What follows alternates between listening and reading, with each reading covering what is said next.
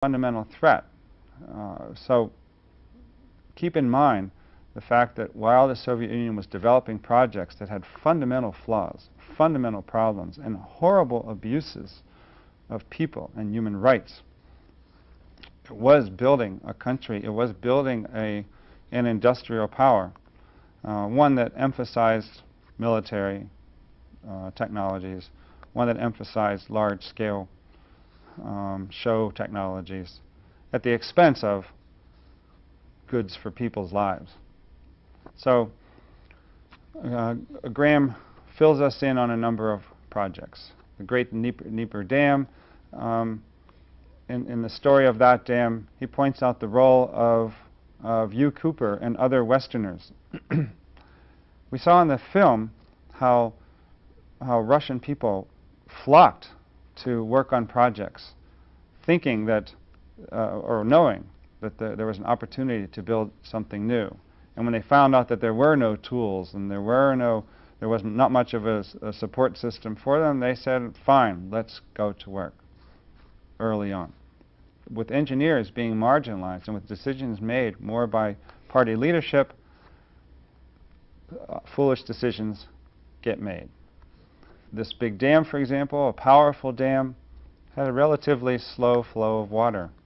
It was a large distance from cities and from potential users of the electricity. We have a powerful dam, and yet the electricity distribution system was not very well developed. Nearby, closer to cities, were large deposits of coal. Would it have been better for the Soviet Union to build coal-generating facilities, or coal-fired electricity generating plants, rather than to build a big dam? Another story is about the big steel mill, Magnitogorsk, which you also saw in the film. The ideal was to build a garden city. This was advertised around the world. Near this huge steel mill that's modeled, by the way, on Gary, Indiana, which was becoming the center of steel production in the United States. The Soviet Union locates a steel mill near iron ore. Well, near locating a steel mill near iron ore is problematic. Will the iron ore hold out? Note that in the United States, steel mills tended to be located closer to coal facilities. And it's with the Magnitogorsk facility that we begin to see the beginnings of abuses of human labor. The steel mill was built significantly with kulak labor. The film spends a considerable amount of time helping us understand the origin of the concept of the kulak. Kulaks were people who had too much. They were people who were somehow identified with a previous regime. People identified with the Tsar, people who lived in the upper echelons of society. As people who were better off than others, living in the upper echelons of society, could be identified with the Tsar and or with a budding, a threatening, at least in principle, bourgeoisie.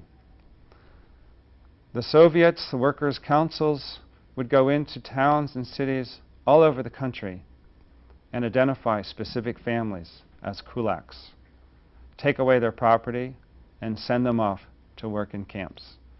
At the Magnitogorsk, there were 30,000 kulaks working to build this new facility and design the garden city.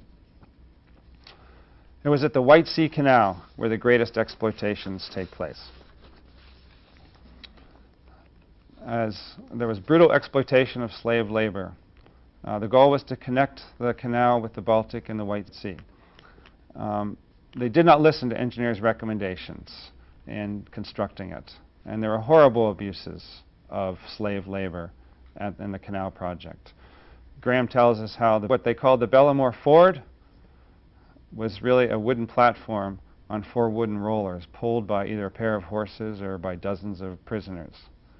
What was known there as a hydraulic derrick was a wooden crane powered by horses. An excavator was a crew of workers with wheelbarrows.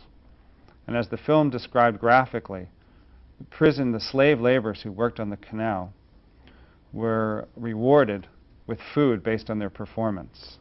And those who were not able to perform well got less food and ultimately had difficulty surviving. There was huge numbers of deaths at the White Sea Canal. Finally, the film tells us about the abuses in the collectivization of agriculture as animals were taken away, as land was reorganized, collectivized under the new Soviet system. And the film explains what happened in Kazakh as 1/3 of the population dies of starvation during the 1930s.